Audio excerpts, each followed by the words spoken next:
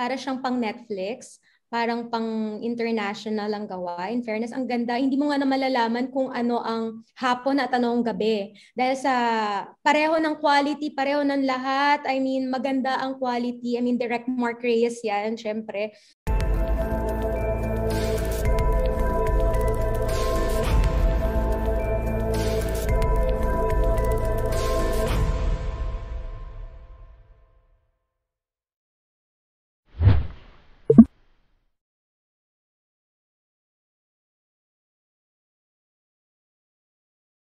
I think ang The Missing Husband, it's very modern kasi kung makikita mo ang well, nakakita na ako ng konting pakita ng aming pilot episode, and para siyang pang Netflix, parang pang international ang gawa. In fairness, ang ganda. Hindi mo nga na malalaman kung ano ang hapon at ano ang gabi. Dahil sa pareho ng quality, pareho ng lahat. I mean, maganda ang quality. I mean, direct Mark Reyes yan, syempre. Isa ako, yun talaga yung nagpapayag sa akin. It's because of direct Mark Reyes. Alam kong quality, dadalin niya talaga sa hapon. And makikita talaga yun sa show namin. Gusto ko yung execution, kung paano siya, para siyang K-drama na Filipino, pero ang linis-linis ng lahat, pero nandun yung emotions and everything. So, it's different for a drama-rama sa hapon kasi akala mo telebabad ang pinapanood mo at hindi afternoon prime.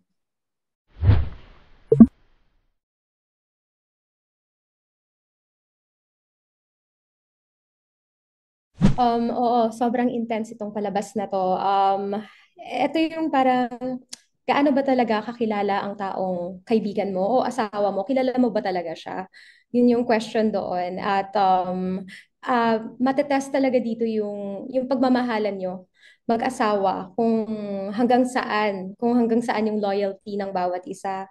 Dahil lang ba sa pera, masisira ba ang relasyon nyo? Yun yung mga question dito. At talagang maraming makaka-relate dito na mga may partners, mga may bahay. Hindi rin talaga ganun kadali. Mahirap para sa mga taong na-scam dahil iba sa kanila, buong pera, buong pinag-ipunan nila ng buong buhay nila, binigay nila doon sa scam dahil gusto nila ng magandang buhay. Hindi lang to parang spare money mo lang na ilalagay mo, pero yung storya kasi ni Millie at ni Anton, yun yung pinag-ipunan nila sa sa ibang bansa ng ilang taon tapos biglang mawawala. Kaya masakit na masakit talaga for everyone, and dun sa mga taong nadamay. I'm sure maraming makaka-relate dito, lalo na uso ngayon ang scammers.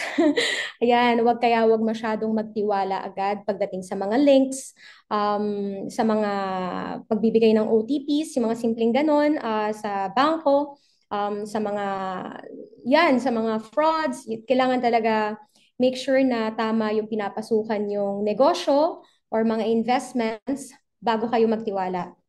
And when it comes to Arabic translations, yes.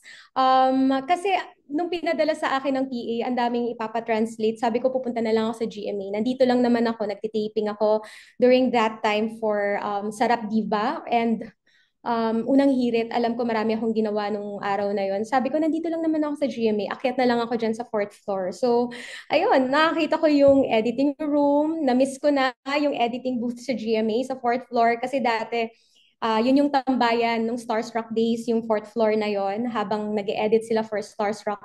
Nandun nagko-coffee, nagkwekwentuhan, and all. And it's my, for the longest time, ngayon lang ako nakabalik uli sa fourth floor dun sa editing booth. Ang daming reminiscence, ang dami kong mga taong nakita uli, yung mga dating mga taga-GMA na editors. At talagang masaya, masaya yung araw na yon.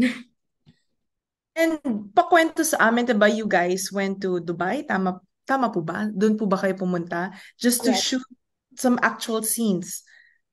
Yes, yes. Actually, nagpunta kami ng Dubai. Me, Rocco, Joros, and Sophie with Direct Mark and the staff of The Missing Husband para talagang makita nila na hindi dinaya ang Middle East. At talagang nandun kami, nakita nyo naman ang kagandahan ng Middle East. And yung people talaga, yung culture, mapapakita namin doon at paano ba namumuhay ang mga OFW sa Middle East.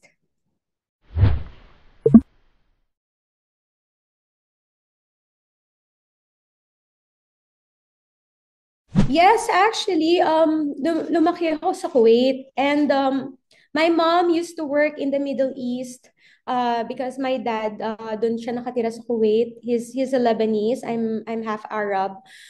It's malapit siya sa puso ko dahil growing up in Kuwait, na-experience kong lumaki with my OFW titas and titos na laging sinasabi sa akin na um, ang ganda mo, mag-artista ka sa Pilipinas, yayaman ka, ganun lagi sinasabi sa akin ng mga OFW. And yun yung ginawa ko nung umuwi ako sa Pilipinas, sinunod ko yung payo nila sa akin na mag-artista ako. Ito na po yun, artista na po ako ngayon.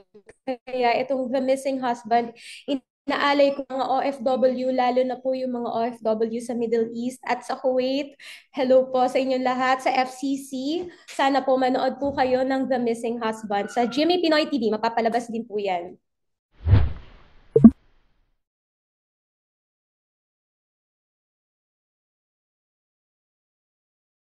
Halos similar din naman yung characters from before. Like, may asawa siya.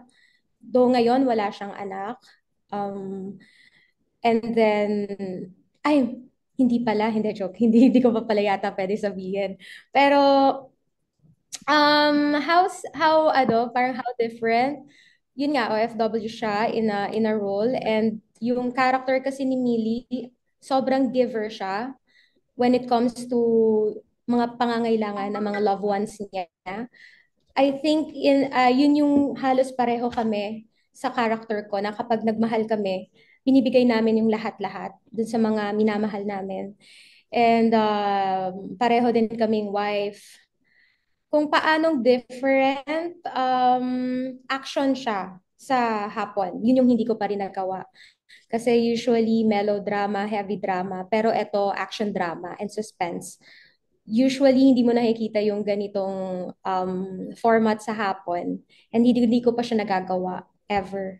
So I think this is the first, ang The Missing Husband.